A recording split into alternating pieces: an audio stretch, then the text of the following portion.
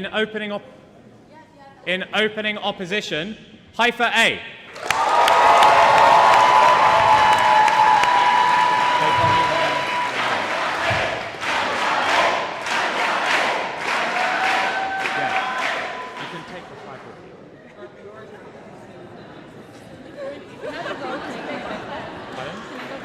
Can we have the Balkan one, man? In closing government, Sofia A.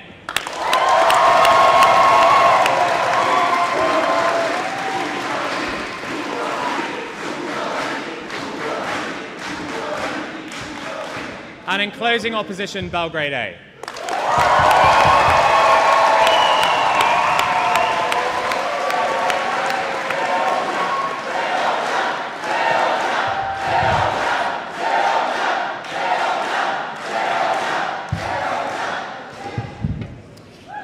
This motion has an info slide. It reads as follows. You are an atheist living in a country with a significant but not extreme degree of religiosity. There exists a single pill that, if taken, will permanently make you genuinely and earnestly believe in the majority religion. The motion is this House would take the pill.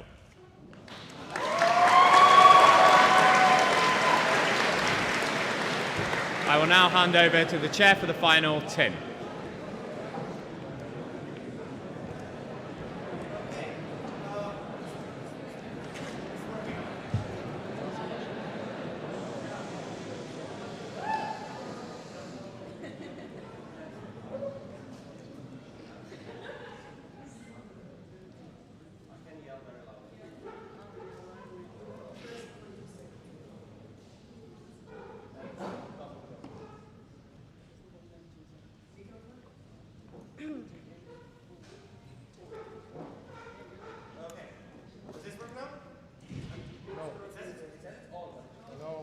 It's your regular voice.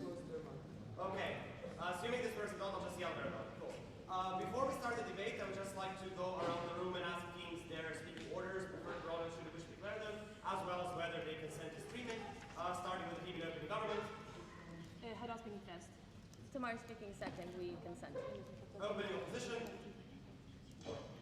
Ayal speaking first, Cal second, no preference.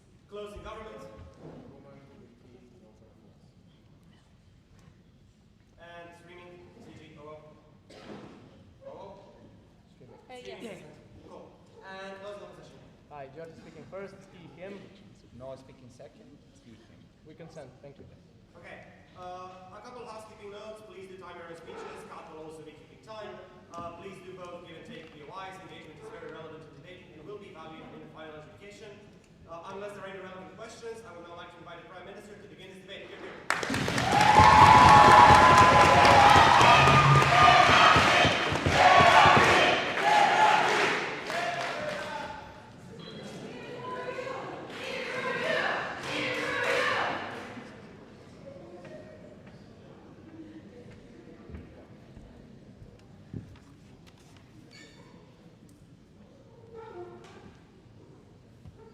Is this working? Can you hear me?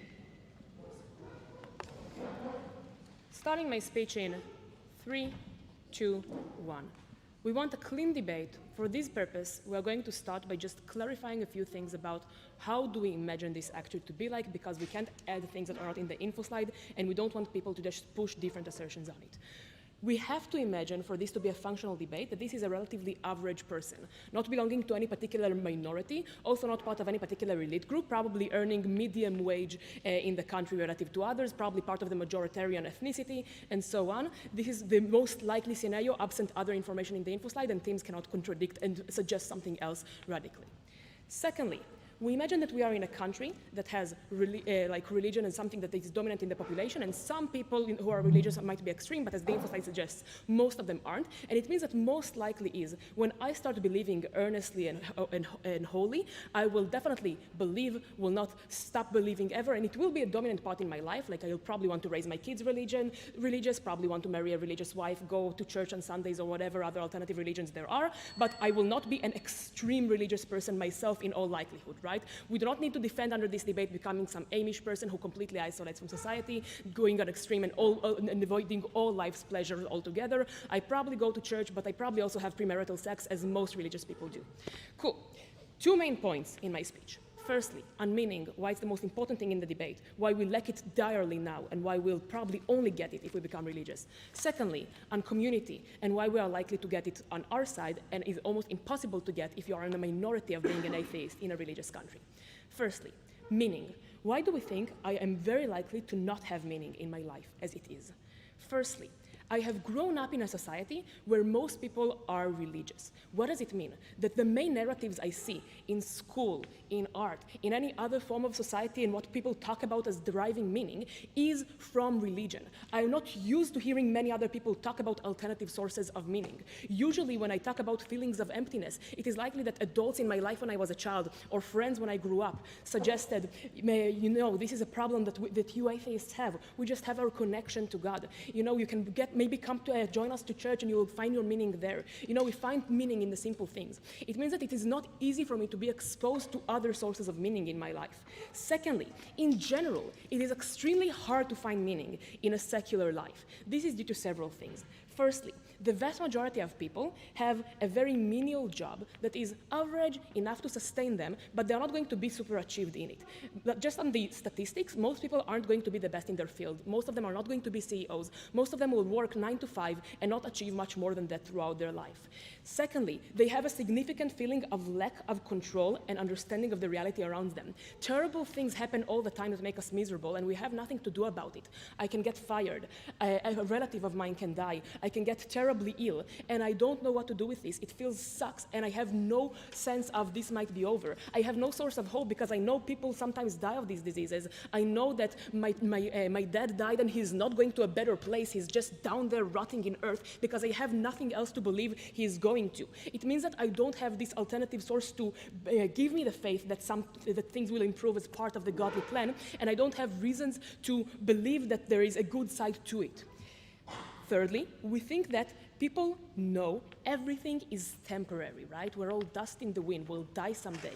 And this means that even when we do make achievements or do things that make us feel proud, we know that they are not going to matter in the long scheme of things. We are going to be forgotten, we are going to die, and none of the things we earn, even if I'm going to win this final, it won't matter in the long run, especially when we always aspire to more than we can achieve, because in the secular society, we have the tendency to aspire to the greatness, right? Because our narratives of success are very often around things like, you know, capitalism, pursuing the greatest jobs, and always seeing like on Instagram or on TV the most successful stories, and most people will never achieve them. Why is it likely that when I'm religious, I'll have a feeling that I do have this sense of meaning?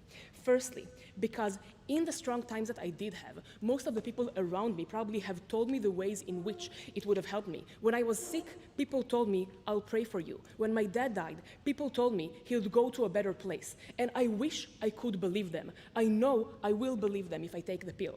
Secondly, I see around me how religious people find happiness in the simple things on the day-to-day, how they don't need to aspire too far to the greatest things, because all they need to do is to be good people. It is really easy to be successful in the metrics of religion. You don't need to be the greatest person ever. You just need to do God's will and be a good person on earth, and God is very often forgiving. And this means that it is accessible to anyone. I can be dumb and ugly and poor and still achieve all of this. Thirdly, we think that it makes me feel part of something contemporary and bigger than me. And lastly and importantly, and I want to note this because I think opposition will say something to the contrast, The incentive of the religious community that will accept me is to make me feel proud of my decision. I am not likely to be guilt-tripped over the life I've had as a secular person and having committed a lot of sins in my life. A, because religious has already a narrative of conversion, and usually people who convert are considered better than those who are just born religious because they have overcome their inner demons and have seen the light. And the incentive of religious leaders and religious community around me is to tell me just that, not to make me feel like shit because they want me to be part of them. They are happy I joined them. Probably part of them are of my own family and so happy that I finally seen it, so they will tell me how great it is and how good of a person I am, how I overcome it. This is why I will feel achieved and meaningful under our side. Before I move on, I'd like to hear an extension. No, but what? Okay, no extension, you go. If being religious is such a great thing, why did I not become religious before? It is not so hard to change your mind. Because it's not that easy to control. If you don't have a pill, maybe my parents were also not religious particularly. I don't really care. Talk about it, Tamar will rebut. Let's talk about community. Why do we think we'll get much more of a communal support under our side? Firstly, as a very general point, the majority of the people in this community are religious. Probably a lot of people in my family are too. And importantly, religious people tend to be less tolerant to people who are not religious than vice versa. That means if I am becoming more religious, and even if my parents weren't, they are likely to still accept me because it's not a sin in their eyes to become religious, whereas it is a sin to be secular in the eyes of religious people. Some people will not marry out of their religion. Some people don't want their children to befriend people who are not religious because they might drag them down to sin. So just down on statistics, I'll have much more people who are willing to befriend me and be part of my community, and this will mean I have much more options. Secondly, we think the religious communities are usually much more tightly knit together. This is because of the commitment to community, the many ceremonies you do together, like the Sundays going to church or the dinners that you have together and the holidays. This is as opposed to the secular world, which usually surrounds much more around competition, and people do not want to help me so much because we have a lot of inner rivalry because the world is much more materialistic. For all those reasons, beg you to propose.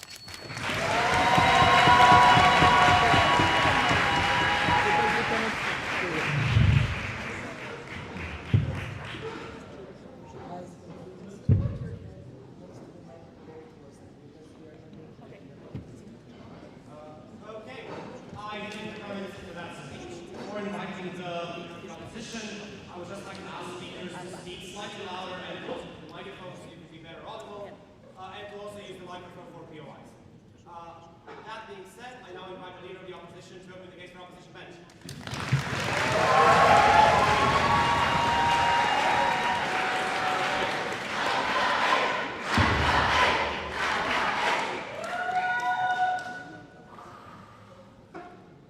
Okay.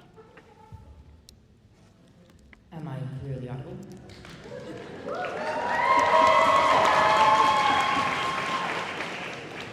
That was my first goal for today.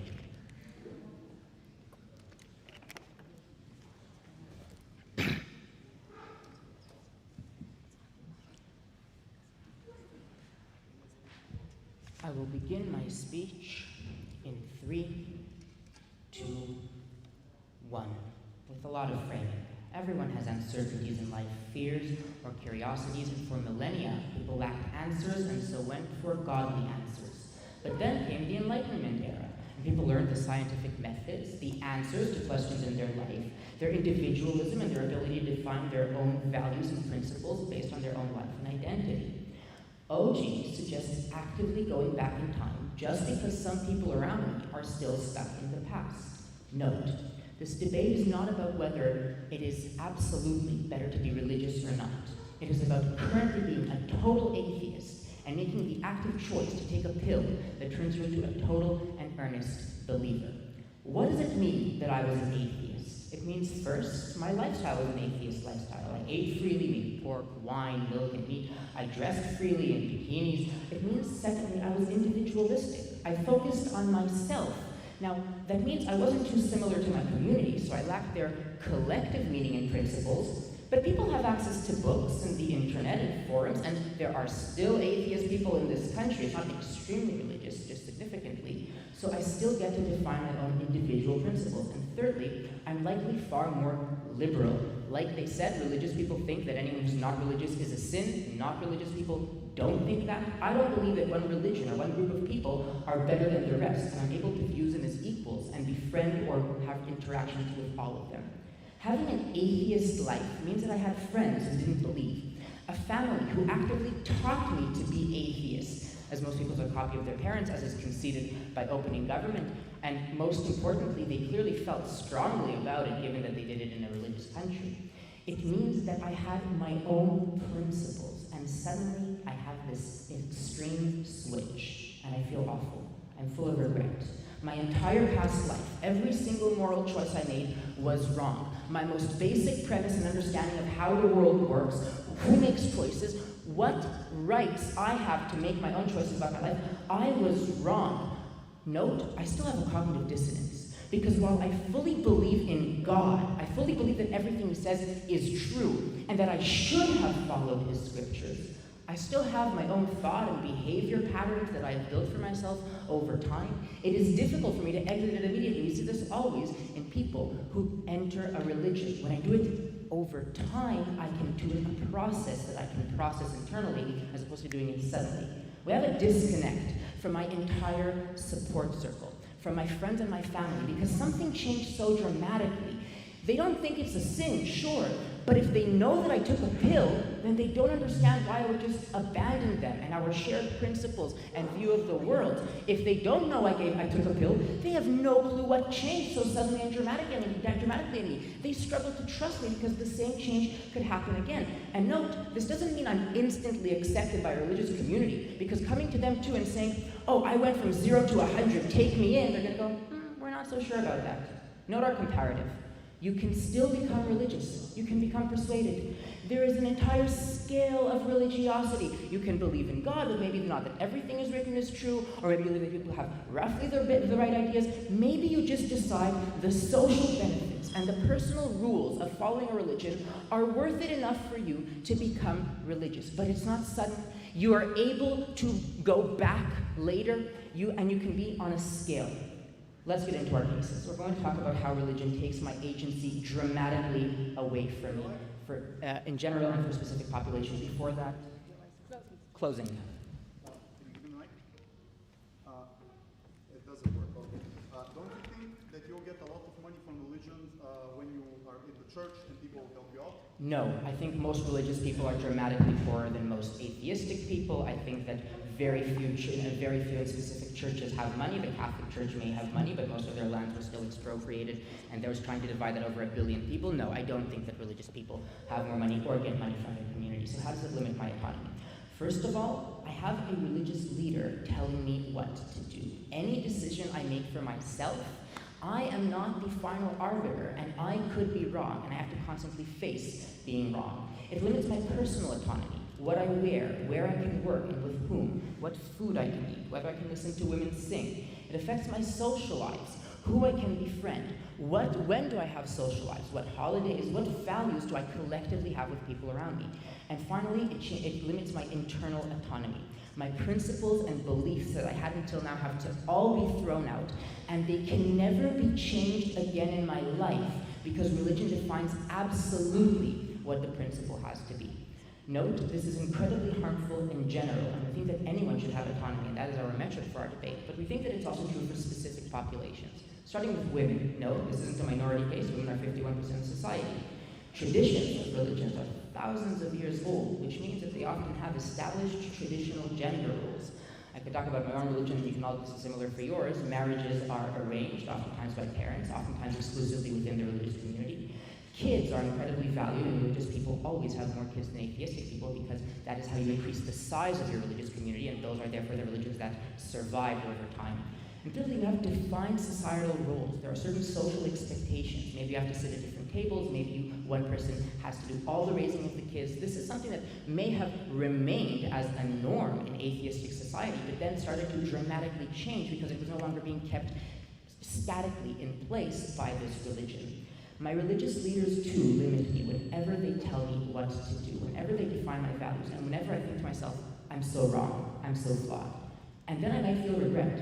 I can never return to my atheistic life. I don't regret not believing. I regret feeling confident in myself. I regret looking at my past and being proud of it. I regret being happy about the friends I have, the scientific method I believed in, my ability, the truth that I knew. Finally, the belief itself in God has me living constantly in fear.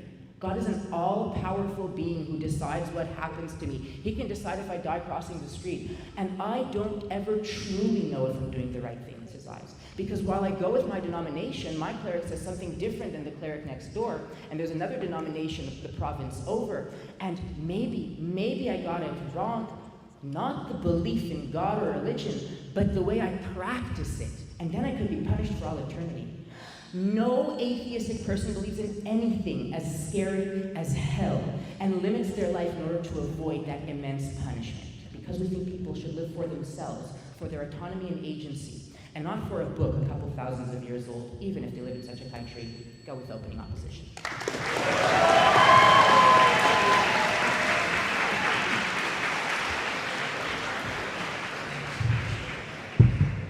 We thank the speaker for that speech, and we now invite the Deputy Prime Minister to continue the case for opening government.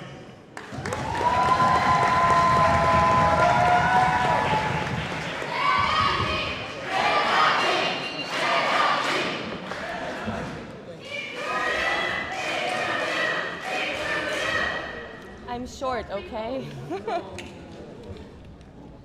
Sorry, I decided not to debate in heels, so yes. Okay, I also know that everyone does this and everyone hates this, but like, I genuinely feel so grateful to be debating with people I consider my friends. Genuinely, it's an honor to have seen all of you throughout this competition and to debate with you and to get to do this activity that I love a lot. And I'm really excited to get to share this with you, so just wanted to like share. That's it.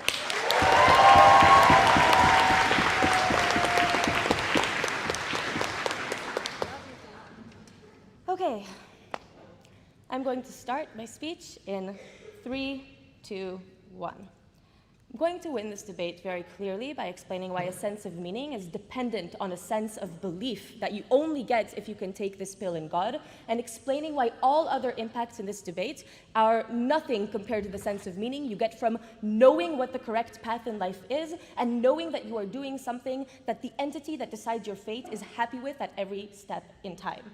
But then I'm also going to explain community and why we only get that uniquely on our side as well. Before that, a few pieces of rebuttal. The entire premise of OGO's case is extremism. Is the claim that if you're an atheist and your family is atheist, they necessarily hate religion, and if you are religious, you necessarily hate atheism. I reject this premise. I come from a family of non-religious atheists who love the religious culture, who have worked and grown up with people from religious backgrounds because of the majority of religious people in my country. It means they see them at work. It means they speak to them. It means certain aspects of religion were taught in school in a way that you can relate to and understand. It also means that they have seen people go back into faith and understand that religion in the past. It's not a sudden surprise. How can you suddenly be religious? And if you think that knowing you took the pill will cause harm, don't tell them, fine.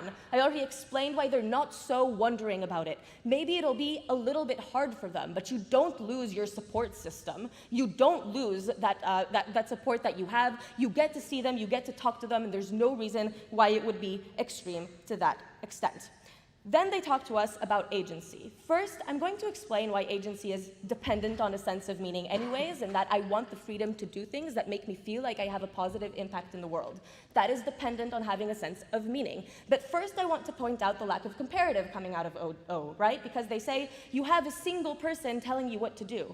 You have so many people telling you what to do when you're secular. You have self-help books telling you to do opposite things all of the time. You have celebrities telling you what to wear. You have people telling you what you should behave like and what you should look like. The difference is, at least now, I have an answer. At least now, I'm not doubting every time I choose someone else if it's correct or incorrect. Now I have someone who tells me what I'm doing is correct. And notice they have an incentive to make me less fearful as well. No rabbi and no pastor wants me to walk around in constant fear because they want me to believe that they have the right answer so that I continue to listen to them and so that they can continue to save my soul. That means they're likely to tell me what good of a job I'm doing. They're likely to tell me how good my choices are. They're likely to tell me all of those things, and my community is likely to follow them as well, creating a feedback loop where I believe I am doing the right thing, therefore I am not fearful.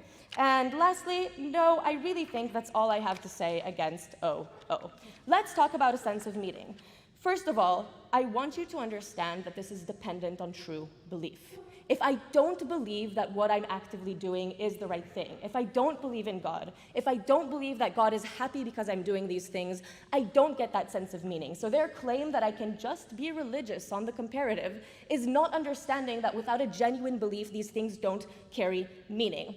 Why is this so incredibly important? Notice that it's what gives us meaning out of everything. I have a relationship and it makes me feel good because I feel like I am important in someone else's life and I can give them warmth and I can give them love.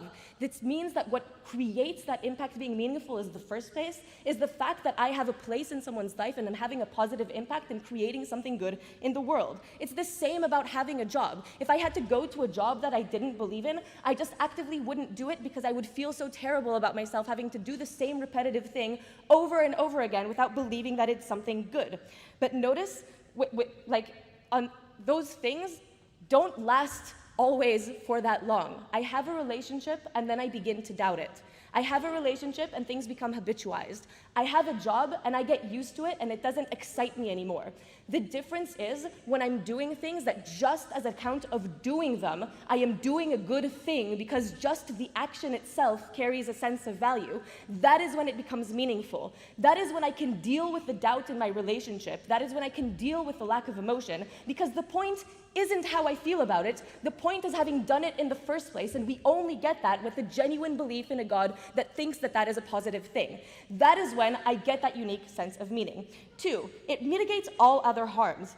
In religion, you have an habitual focus on the positive, because for every single thing you do, you have to say a prayer. You have to say thank you. You constantly have to be thanking God and thinking about what the good things in life are that they gave you are.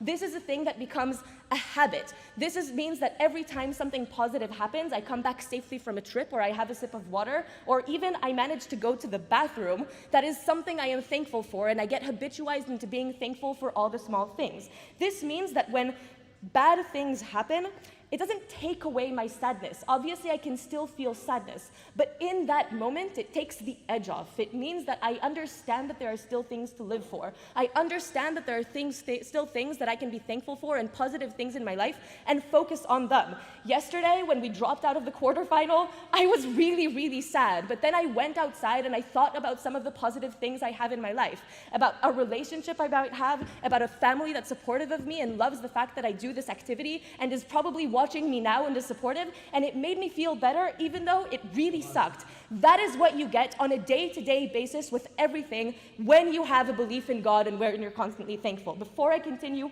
extension, please. Listen, given religion is dying out and scientific discovery basically tells us that God is a lie, your belief is likely to crumble just as your relationship with your boyfriend. The fact that this is genuine doesn't mean... No, I disagree. Because of the spectrum of religion and because I'm likely to want to date someone who's religious as well, and because notice that all of this has nothing to do with religion dying out, but just my own personal relationship with God, even if there isn't anything outside of that. Also know that this means that my material benefits I know are fleeting. I know because there are stories in religion about suffering for our sins and sacrificing our firstborn child. I am understanding that these are things that are less important than the fact that I am constantly making God happy.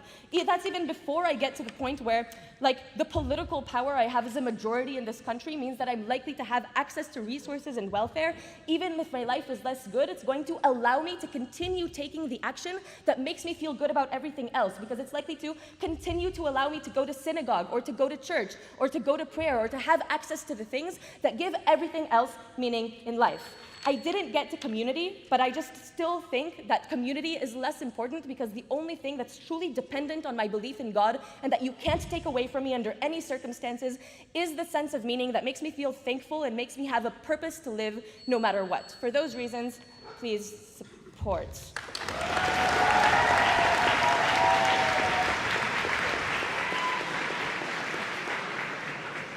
We thank the Deputy Prime Minister for their speech, and we now invite the Deputy Leader of the Opposition to conclude the case on the top half. Maybe leave it there. Maybe leave it there. They're the same height. Maybe leave it there. Okay.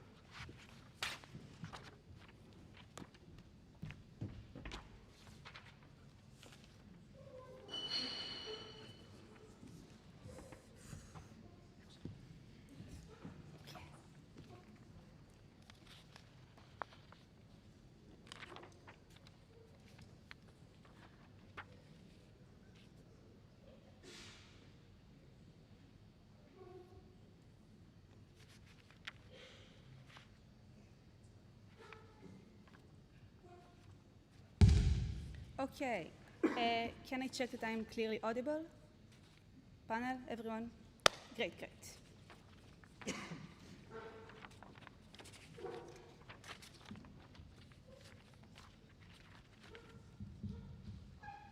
Okay. Dear panel, I would like to say something. Thank you to everyone, Anna, coaches, friends, everyone. מקווה שאתם צופים בבית ונהנים. אם אני מדבר קצת מהר, אז...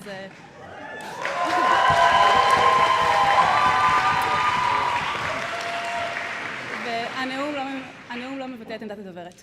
אוקיי. So, just a disclaimer for my co-workers. Okay, so I will begin in 3, 2, 1.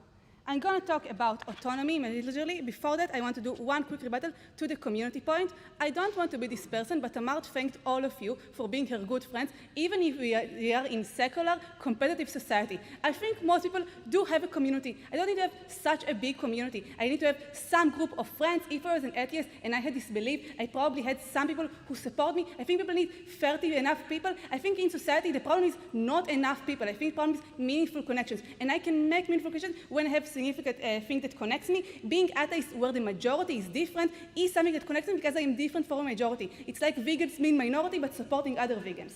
Okay, and please know that if Hadar is right, and there is like social alienation, then all of our harms stand. If Tamar is right, then there are no harms in their world because religious people are still going to be my community, and I can still go to holidays, and I don't have any problem with community. Okay, now I want to talk about autonomy. We reject any utilitarian metric in this debate. I think that if we have lived in a matrix, or if I had the option to live in a machine that gave me continuing access to drugs, to endorphins, to food, that everything that filled all of my physical needs, and I would have no doubts in the world, it would sound like a horror movie. Most people would refuse to lie in a pod that gives them everything they need and fill them with endorphins where they feel happy all of the time, but they don't have autonomy and control. What makes me human? What makes people different from animals is their agency, is their autonomy, is their ability to affect their life story. OG tell you, well, you're always limited in the world. You have to work, there are social influence, like self-help books. That is true, but I still have autonomy in the most basic sense of the word. What I believe and what makes my identity, makes me, me. I don't think people believe every self-help book that I read, and even if there are influences, they are not complete, and they don't take away from me. I think that I lose a significant part of what makes me myself, human identity, when I take this pill. I lose my ability to first choose my own set of values. In religion, in almost all religions, God is above the person, and the reason we exist is to serve God. The modern narrative of atheism rejects this narrative and says we the people live for our people, and therefore we need to prioritize other things in our society. I lose this ability to have my self-prioritization. Secondly, just change the religion opposes, like I had analyzed, my gender identity, my preferences, my life, what I want to be and who I want to support. If I am listening to my religious leader, my ability who to vote for politically, what kind of thing to support. Do I let immigrants in, or is it more important to have people of my own religion? Jews help mostly Jews by their religion. I think I can reject that. Thirdly, my faith. They don't have a monopoly on spirituality.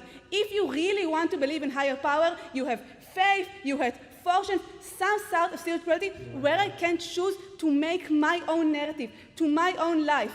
If otherwise I want to believe in the big bag and atheism, this is also a narrative that can be liberating. They tell us, well, if my work is hard, my life is hard. On their side, every time I have hard, every time I have doubt, I feel like I am not good enough. I am not happy in my part. This can be a narrative that's freeing for me. I can do what I want. And if I have a hard time, that is fine because I am not disappointing God, not disappointing anyone. Time will pass and we'll move on. I lose of all of these things forever. As a person, I lose my ability to create progress. If we would have done to be society, it would have seemed horrible. If you said, let's do it to a whole country, to a whole state, you would have been appalled because we take away the basic thing to make change. They say, well, I chose that. But I analyzed, firstly, why I'm likely to have regret, because I still want the same things. because I have understand atheism on a deep, basic level, because I was atheist. But even if not, even if I don't have any doubt, a choice you cannot go back from is not a legitimate choice. It is like being sold to slavery, which you cannot leave. Even if my master is good, a kind, I don't think it's something that anyone should do or would want to do. We think your average person would not want to do it. We know this as a society. We prioritize democracy. We prioritize giving people agency and control of their life, even if they make mistakes, even if it would have been better to brainwash them. And we oppose it when we see it. Opening. My identity constantly changes because we grow out of debate and move away from friends and doubt our decisions. God is eternal, all-knowing, and always with me. Only on our side do we have a dependable and unquestionable sense of meaning that is permanent and I can't regret. Thank you. Let's go to sense of meaning. I think that they tell you they divide into two parts, yes? Everyday life and before death. I think death is less important. I can just push it to the back of my head, repress it. Most people don't think about dying everyday life. They are just busy in more immediate things. I can get meaning and satisfaction from my everyday life. About like everyday meaning, they tell us, well, I have no doubt, I am sure. As a religious person, that is simply not true. Religious people have many doubts.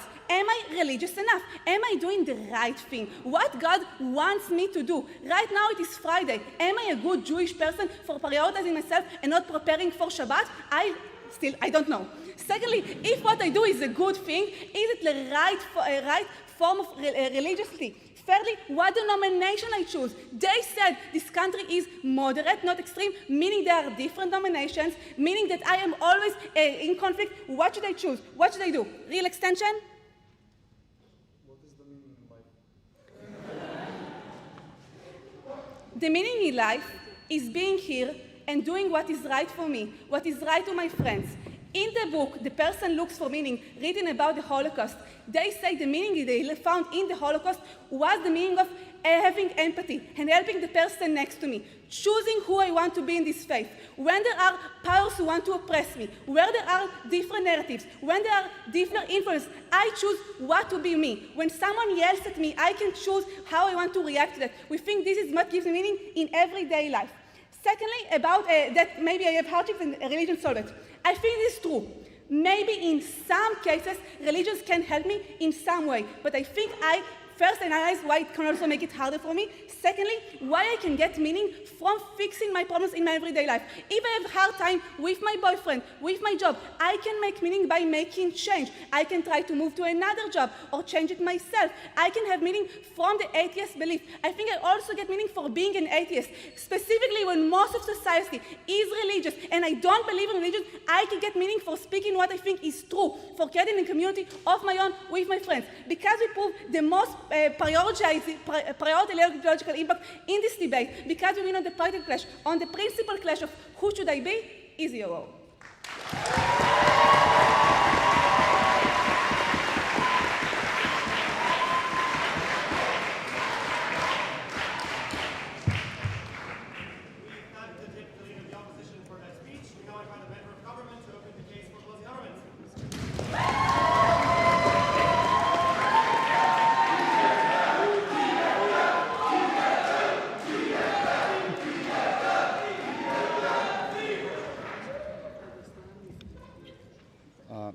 Is this okay?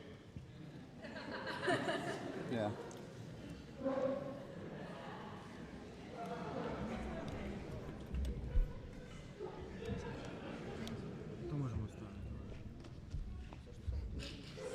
Is this okay? Yeah, like this. Okay?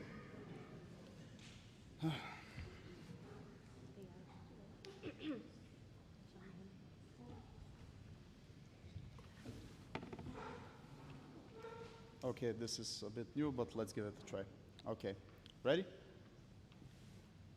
The biggest problem in this debate is not your sense of community, it's not internal pushes that you may have. The biggest and real problem in this debate is the nihilistic hole that you will have in your heart, the lack of meaning and existence that you will necessarily believe in this sort of thing, and the only solution that you're going to be able to do this is basically by co-opting religion. Now, I know they try to run this, but their mechanisms do not prove this point. And when I actually get into the extension, I will explain to you why our mechanism about how you're actually going to answer the fundamental questions of human existence will happen. But before that, they also have a second hole in their case, which is they say, but you're going to be a nuanced, liberal type of religious person. I'll challenge them on this. They give no structural reasons into answer. So this is the first hole that we will prove.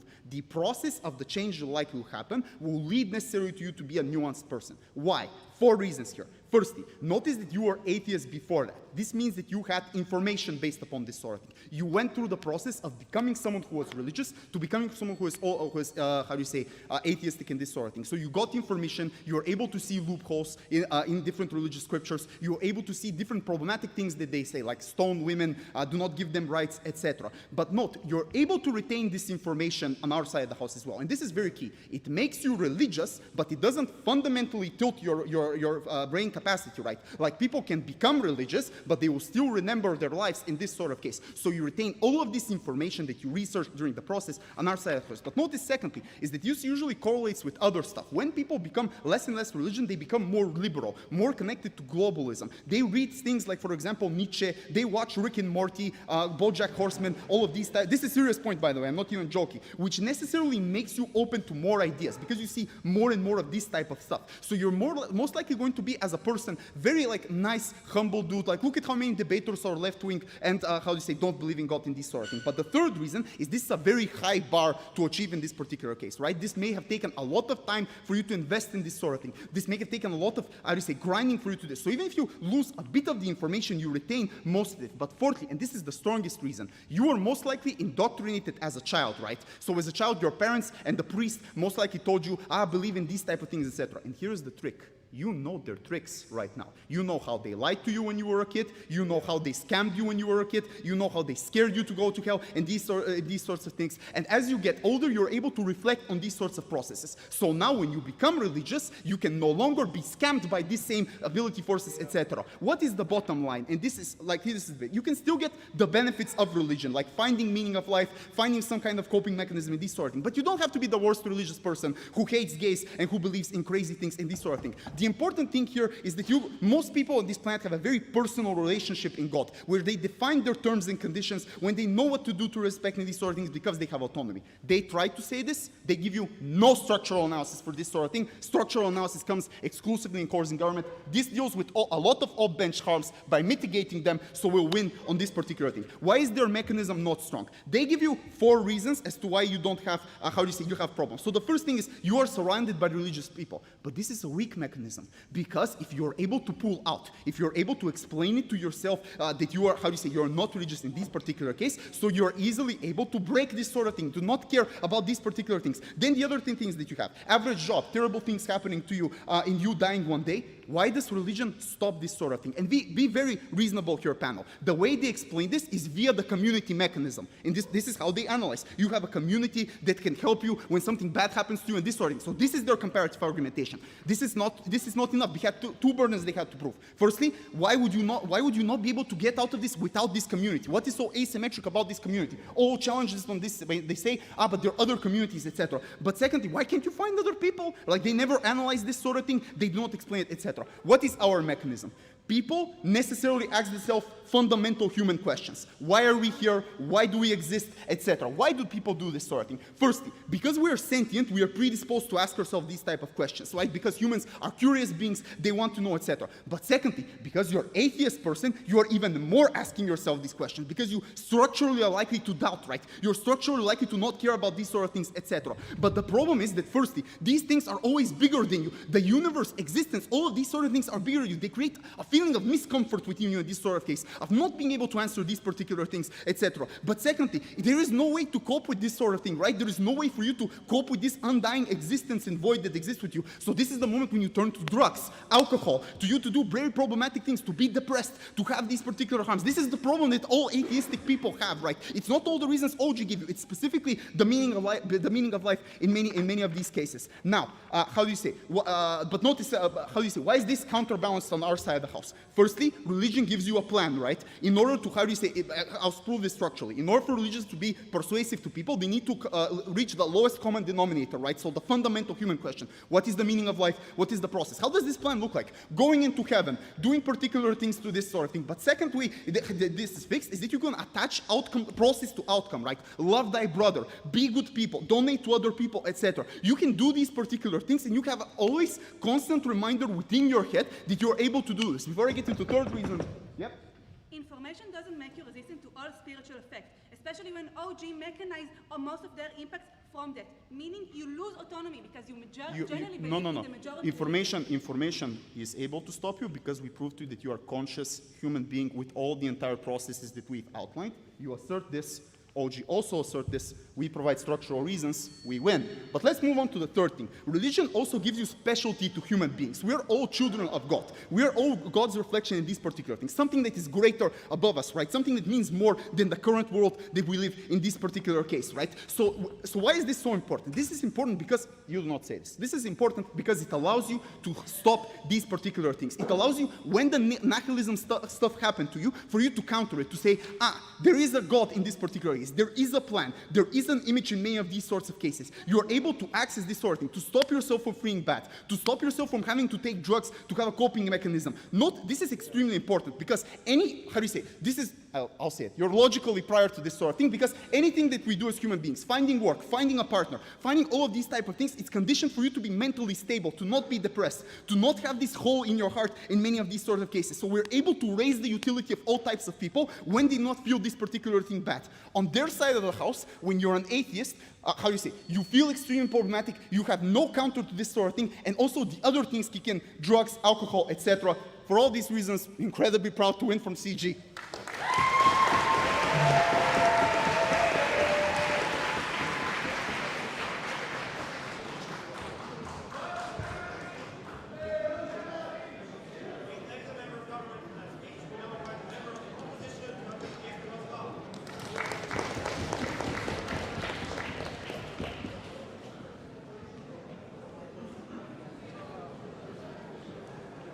Thank you, man. Thank you.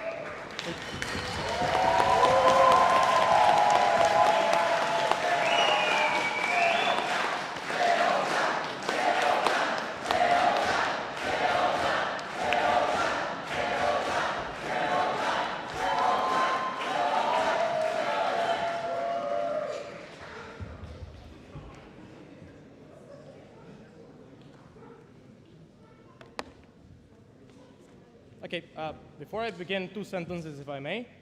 So this debate marks the end to a, say, 3-week period for me and Novak of non-stop debating. We had a lot of success in that period, so it was very fruitful and also very fun debating with him. And I also want to say that representing the University of Belgrade in this period was an incredible pleasure and the utmost honor for me. So thank you, everyone.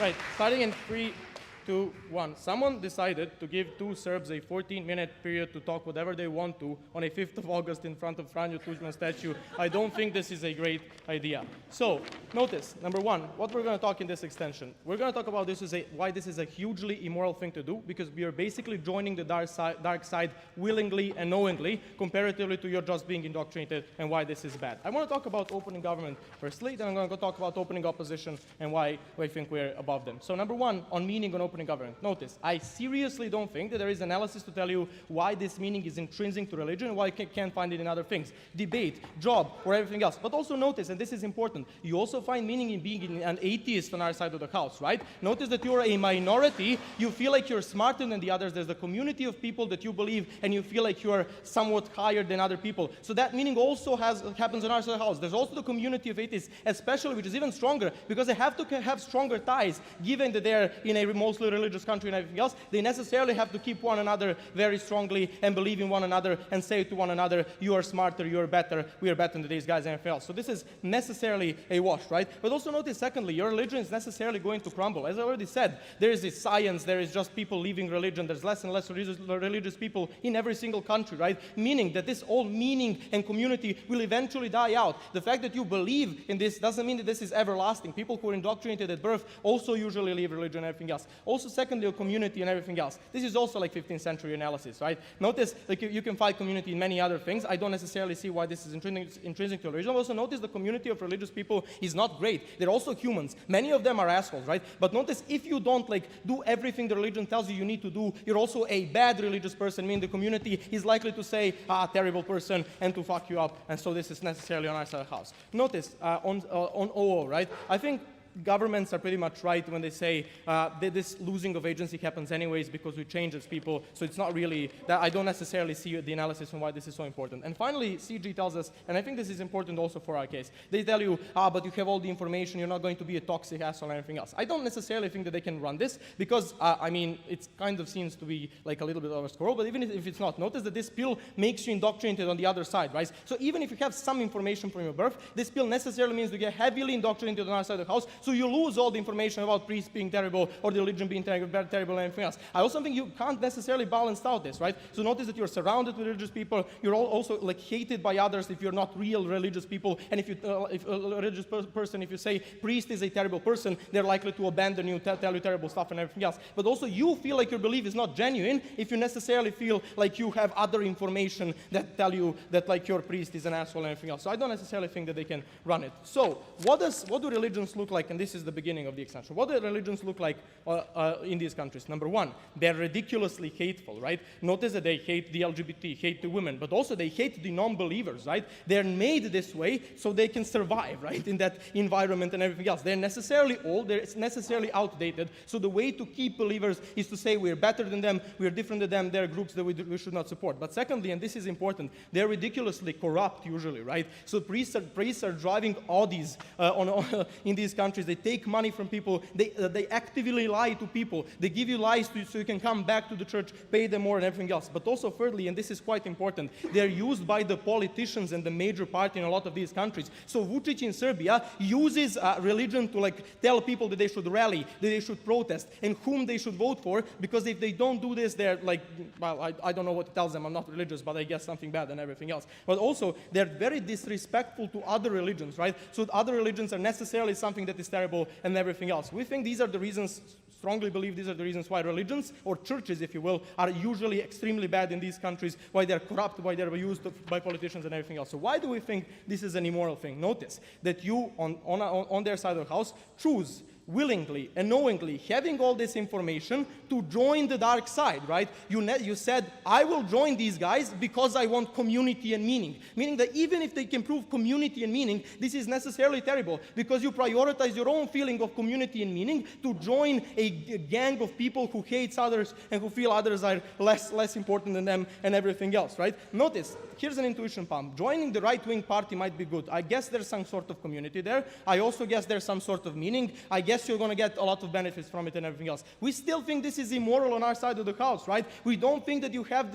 you shouldn't join them just because they give you meaning and everything else. So notice, and this is important, right? If I can prove to you that religions are terrible, or at the very least that you know that religions are terrible, even if we can't necessarily prove that they are in every single instance, right? You know, you have the information, or at least fake information, that religions are terrible, that priests are corrupt, that they're used by the major party politicians to rally people out and to hate on the minorities and to hate on LGBT or whomever they're hating, right? So this necessarily means that you're taking this pill willingly to join them because you're prioritizing your own sense of whatever community, call it whatever you think. We think this is highly, highly immoral.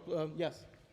Having some experience with men and politicians means you're not immune to sexism and corruption as an atheist, but we explained why your alternative sources of finding meaning to fight denialism aren't enough, even if I didn't use the word structural.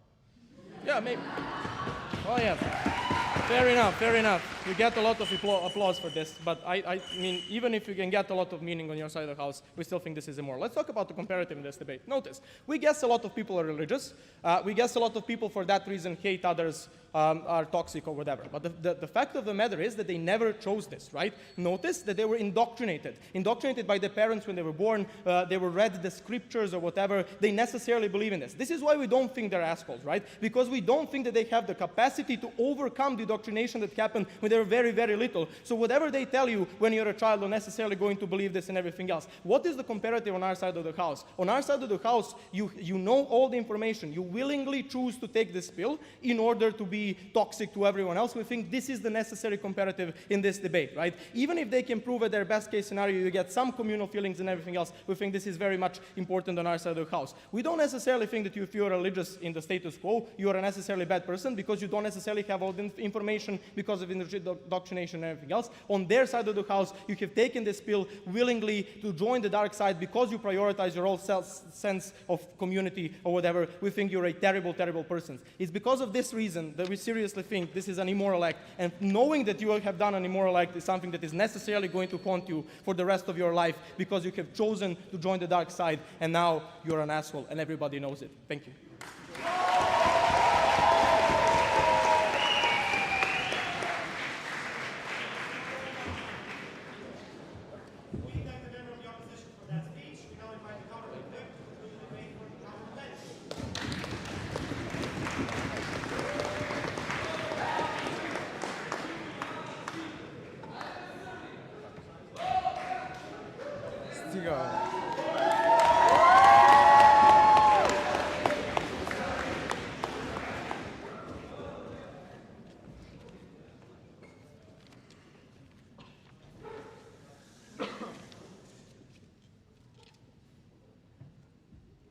Am I audible? No, I really can't know. Okay. Do we have to be closer to the mic? Yeah, fuck that shit.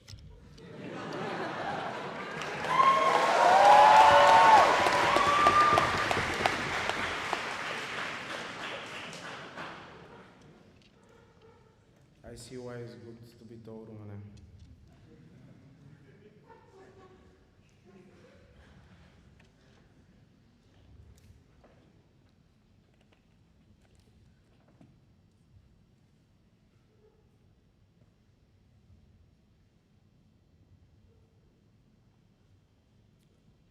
Three, two, one. Your relationship with God and religion is a very intimate experience. The conversations that you have with God about what you want to do, like what will happen before break night, what will happen before your first date, when you fear your life. All of these conversations and what God believes you have to do, does it work? No. Sorry. Okay. Sure. All of these conversations are very, very intrinsic part into how you believe religion wants something from you. And it's very important to understand that for most people, this relationship is molded by religious structures and institutions, your parents who believe in that particular religion, and your pastor who tells you what is the word of God. They make you believe what God wants from you. This is the most important way that actually people in the status quo are coerced by these particular religions. And this is extremely important. And we think that on our side of the house, through the mechanism of you've already gone through that process, because the likelihood of you being the average person and things like that, meaning that probably your parents were religious, but you somehow decided not to become an atheist in this particular case. The process that you went through gives you the unique ability to push back against what these particular institutions make you believe that God wants from you, and criticize it further to the extent in which, in the situations where this particular religion is coercing you to do something against your will, something that you feel very bad about, or even like your fucking lifestyle, or whether you should eat pork or drink wine or whatever. In many of these cases, you are now able to push back against it and retain a larger degree of agency. This is crucial for this debate, because if you're able to prove to you that you retain a larger degree of your agency, then the comparative of the unique benefits that you get from religion is much stronger on our side of the house.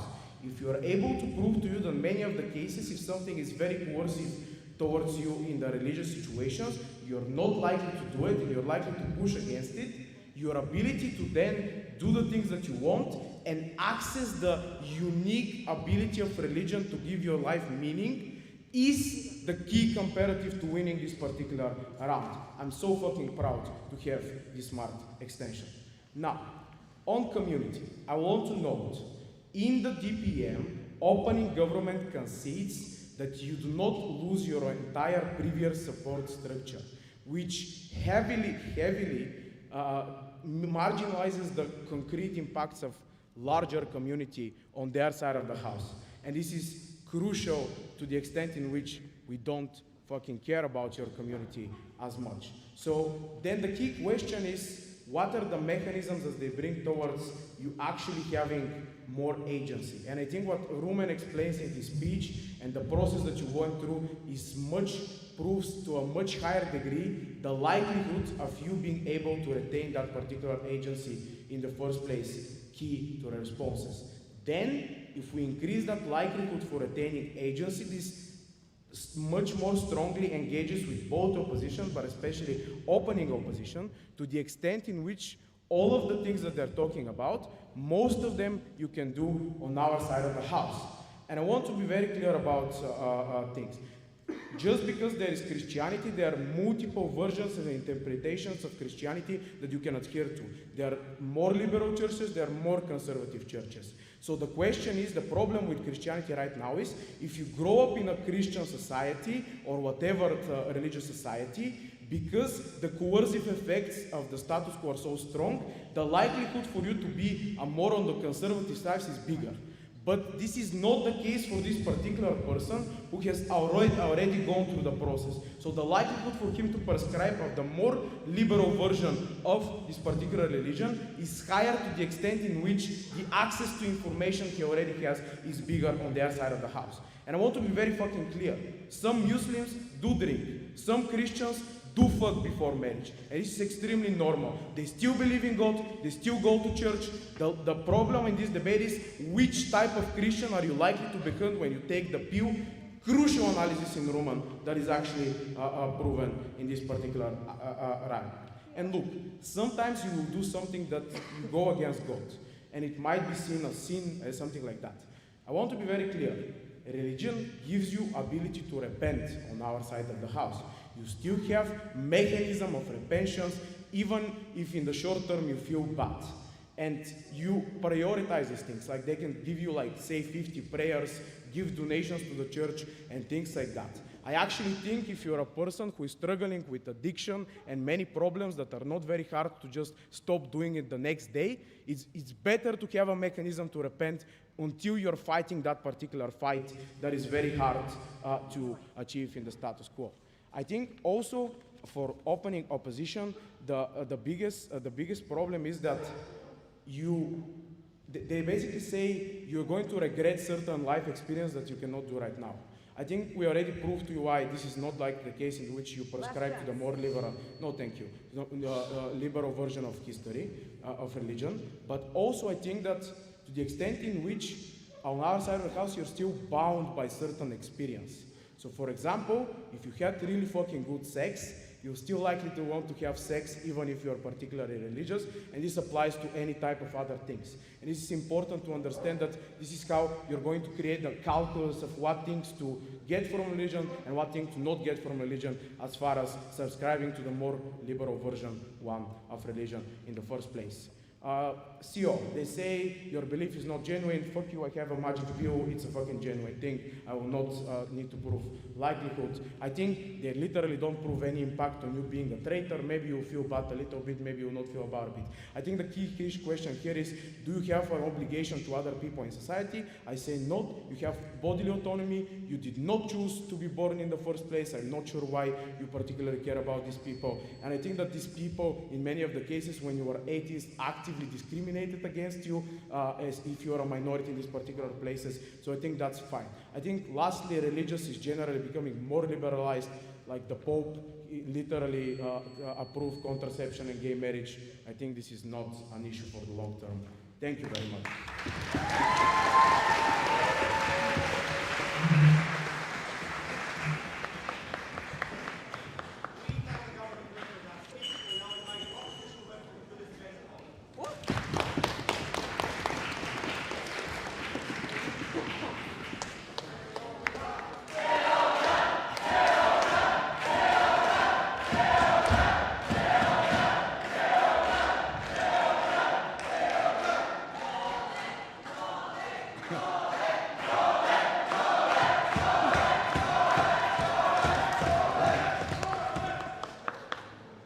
before I start, oh, can you hear me? Just to check.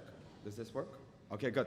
Before I start, I just want to tell you that, I don't know, you're all amazing. The people we are debating against are amazing. Everyone in this tournament as well. It's been such a pleasure to spend time with you, to compete with you, to have drinks with you and all of that. I'm just very happy to be here and very honored to debate.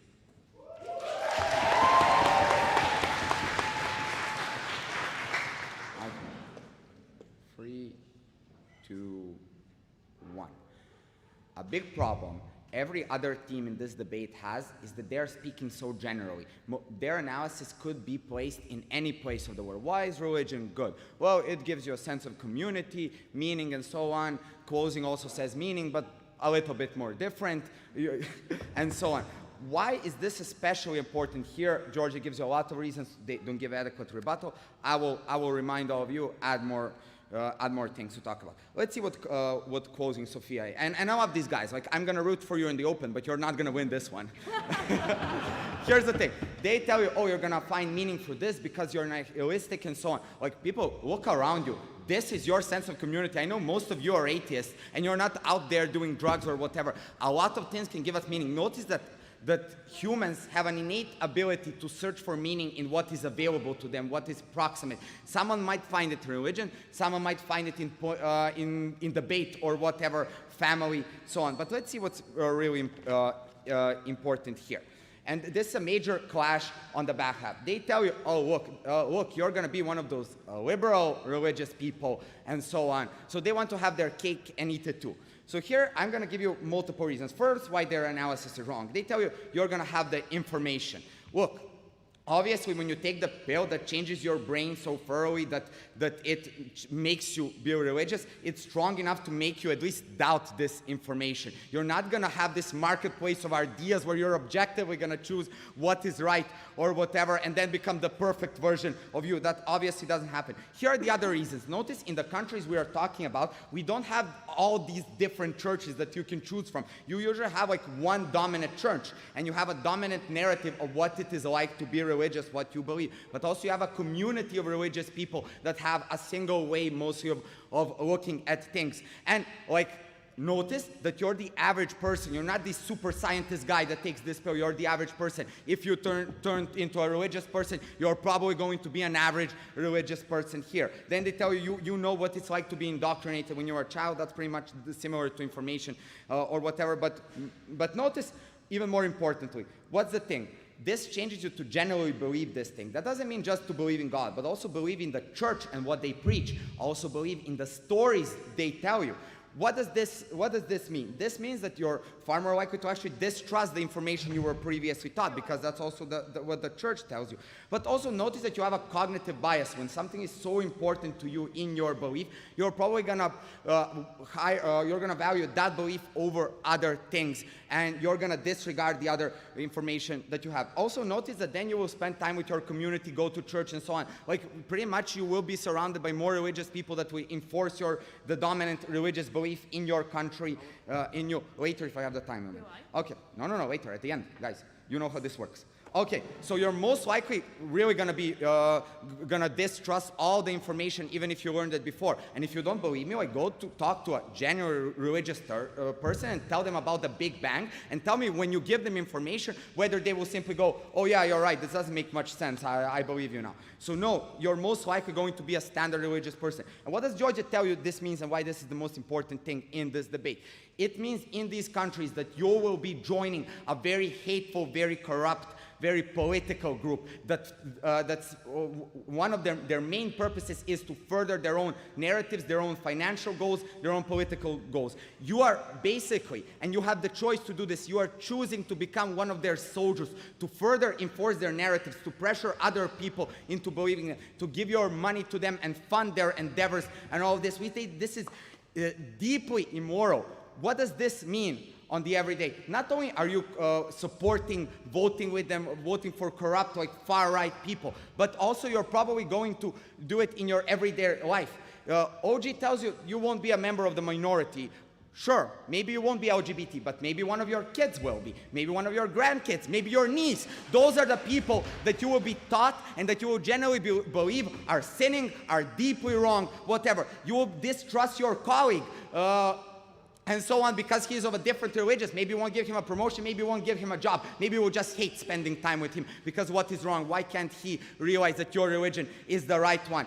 You're far more like, this has like multiple harms. Like first, it will probably cause you more suffering in the future because you will be this shithole person. But more importantly, this is a moral thing. Note that it is deeply immoral to choose to become one of these people, to choose to support it, because the people that are actually like religious, most of them never had a choice. They were indoctrinated, they could never challenge these beliefs. But you, when you have that pill, you know what they stand for, you know what they do, you know how they make life a living hell for minorities, for LGBT people, for everyone that is different, for other atheists. And when you choose to become one of them, you're the worst. You are becoming their soldier. Well, what does Ochi tell you? Oh, look, other politicians can be sexist. Sure, and we would say that it is deeply immoral to actually like support any of them when you know it. But for these people, you know, opening. Top have agreed your parents are likely secular, so indoctrination is an assertion and a knife. We showed you likely have religious friends and don't view them as the dark side. Here's the thing. It doesn't matter. Maybe they're secular, maybe they're not. Once, for all the reasons I give you, and also you become a part of this community. We characterize what religion is in these countries, how it works, how it functions. No one actually gives you framing into any of that. That's why we can claim that once you become a member of this community, once you're exposed to the sort of biases they have, over time especially, you will become more hateful and so on, and you will enforce them. Of course you will enforce them. You are one of them. You genuinely believe that's this motion. You guys cannot claim that you get this massive sense of community, but you're still this liberal guy that really doesn't follow religion or whatever. You either believe in their stories, in their narratives, in their leaders, or you don't. We say it is far better to choose not to become one of them, not to become one of the people that make life worse and worse for people around you, but also for other innocent people. Let's compare ourselves to TOFHAB. On one side, we have maybe more agency and so on. Well, on the other side, we have maybe more community, meaning whatever. I think even if one of them proves it sufficiently, it doesn't matter. We tell you that it is deeply immoral, and that is what is the most important thing. Even if it gives you more meaning, more community, even if it makes your life 100 times better, I would never join one of those people, never sacrifice the well-being of other innocent people just so I can get more meaning. This is deeply immoral to do. That's why we win over everyone else. And I am incredibly proud to stand here with Georgia, debate and press for this motion. Thank you all.